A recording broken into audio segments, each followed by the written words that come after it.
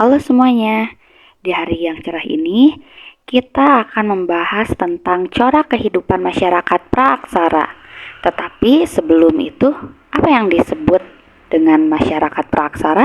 Nah, masa praaksara adalah sebuah masa di mana manusia belum mengenal tulisan. Masa ini ditandai dengan manusia yang masih menggunakan batu dan logam sebagai teknologinya kala itu. Jadi sudah dipastikan bahwa masyarakat praaksara sangat berbeda dengan masa kini. Lalu bagaimana cara kehidupan masyarakat praaksara? 1. Pola hunian manusia purba.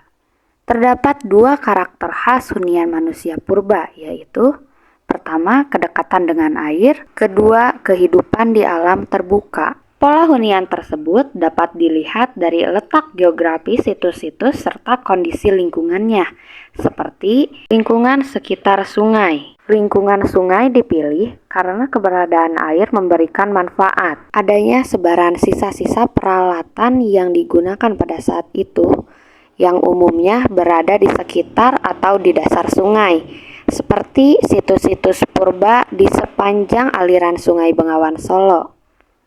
Lingkungan selanjutnya yaitu lingkungan gua. Keberadaan gua-gua yang dekat dengan sumber air dan sumber bahan makanan dimanfaatkan sebagai tempat persinggahan sementara, sehingga tidak meninggalkan jejak.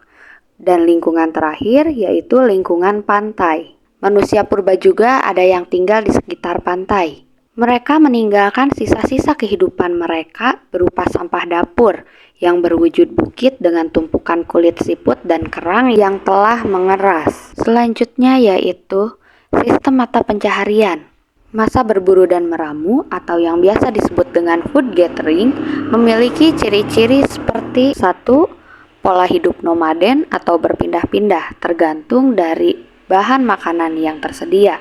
Yang kedua, belum mengenal bercocok tanam. 3. Kebutuhan mereka tergantung kepada alam, sehingga cara mereka mencari makan disebut dengan food gathering atau berburu dan mengumpulkan makanan. Dan yang keempat, alat-alat yang digunakan terbuat dari batu yang masih sederhana dan kasar. Lang dan kayu merupakan bahan-bahan yang digunakan oleh manusia purba untuk membuat alat-alat. Yang selanjutnya yaitu masa bercocok tanam atau yang biasa disebut dengan food producing. Memiliki ciri-ciri seperti 1.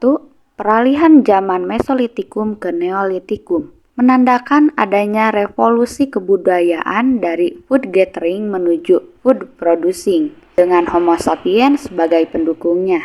Kedua, kehidupan yang sudah mulai menetap, sehingga mereka tidak hanya mengumpulkan makanan tetapi memproduksi makanan dengan cara menanam. Ketiga, peralatan jenis kapak persegi dan kapak lonjong. Keempat, dengan dibukanya lahan dan tersedianya air yang cukup, maka terjadilah persawahan untuk bertani. 5.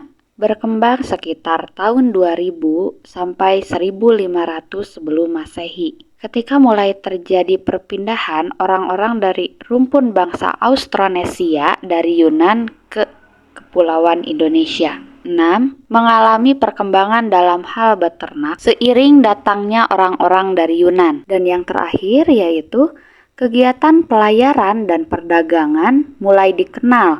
Kegiatan perdagangan dengan sistem barter. Selanjutnya sistem kepercayaan. 1. Masyarakat praaksara terutama zaman Neolitikum sudah mengenal sistem kepercayaan. Mereka sudah memahami adanya kehidupan setelah kematian. Mereka meyakini bahwa roh seseorang yang telah meninggal akan ada di kehidupan di alam lain, sehingga melahirkan ritual upacara penguburan orang meninggal. Jenazah orang yang telah meninggal dibekali peralatan dan berbagai benda kebutuhan sehari-hari seperti perhiasan, periuk, dan lain-lain yang dikuburkan bersama mayat.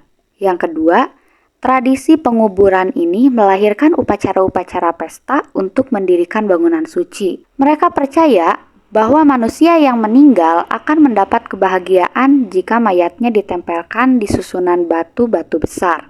misalnya pada peti batu atau sarkofagus. Yang terakhir yaitu sistem kepercayaan masyarakat praaksara yang demikian itu telah melahirkan tradisi megalitik. Bangunan-bangunan yang terkait dengan sistem kepercayaan pada masa megalitikum yaitu 1. Menhir.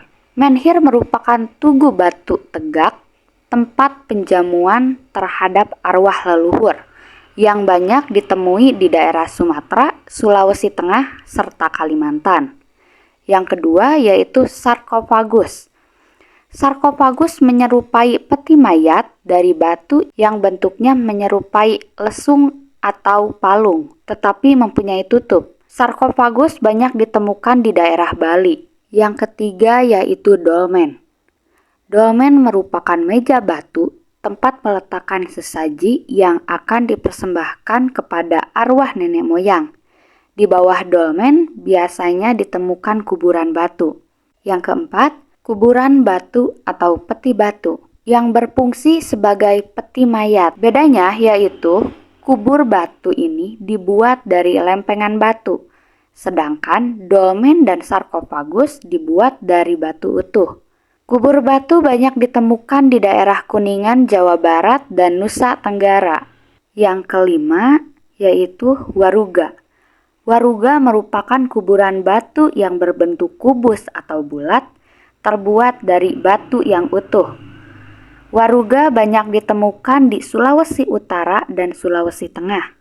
Yang keenam yaitu punden berundak. Bangunan ini berfungsi sebagai tempat pemujaan yang berupa batu tersusun secara bertingkat-tingkat. Punden berundak banyak ditemukan di daerah Lebak, Sibaduk, Banten Selatan. Yang terakhir yaitu arca atau patung. Arca ini terbuat dari batu yang biasanya berbentuk hewan atau manusia. Arca banyak ditemukan di Sumatera Selatan, Lampung, Jawa Tengah, dan Jawa Timur. Dari penjelasan tersebut, sangat terlihat perbedaannya dengan zaman sekarang, bukan? Tetapi meskipun berbeda, pasti akan ada pengaruhnya untuk zaman sekarang. Maka dari itu, pertemuan kali ini akan diakhiri oleh satu pertanyaan, yaitu, apa pengaruh zaman praaksara terhadap kehidupan masyarakat masa kini? Dan akan dijawab di pertemuan selanjutnya.